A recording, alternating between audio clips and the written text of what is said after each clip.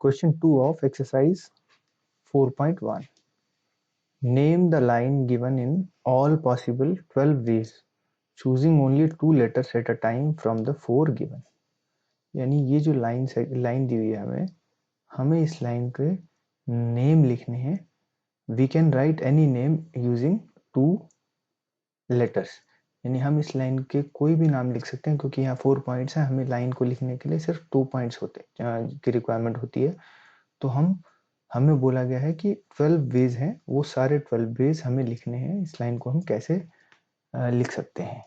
तो first is A B. We can write A B and line को हम ऐसे डिनोट करते हैं. Then B C. B is 1 point, C is 1 point, तो BC. Then CD. CD. और अगर हम इनको उल्टा कर दें तो ये BA हम इसको ऐसे भी लिख सकते हैं, CB एंड DC. यानी CD या DC तो दोनों तरह से हम we can denote this line. अब नेक्स्ट है AC. AC and AD, and we can again write the name as CA. CA लिख सकते हैं हम AC को, और AD की जगह हम DA लिख सकते हैं. यानी A और D है ये पॉइंट्स, तो we can say AD is the line. और AD की जगह हम DA भी लिख सकते हैं. D से शुरू करें और फिर A तक जाएं तो DA लाइन है. और अगर हम उसको उल्टा कर दें तो CA और AD. तो ये लाइंस हो गई 10.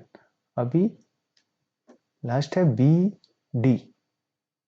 B से शुरू करें और D तक जाएं तो BD, एंड इसको हम उल्टा लिख सकते हैं DB. यानी B से D तक एक लाइन है, या हम इसको लिख सकते हैं DB लाइन. तो हमने ये सभी 12 वेज में इसको लाइन को नोटेशंस लिख दी हैं जैसे हमें इसको इस क्वेश्चन में बोला गया था. तो आई होप ये आपको अच्छे से समझ में आ गया है कि इस लाइन को हम कैसे रिप्रेजेंट कर सकते हैं 12 पॉसिबल वेज में.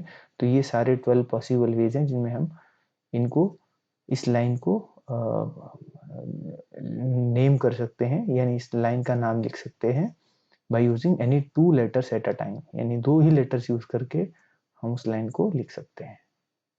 तो ये क्वेश्चन आई होप आपको अच्छे से समझ आ गया है.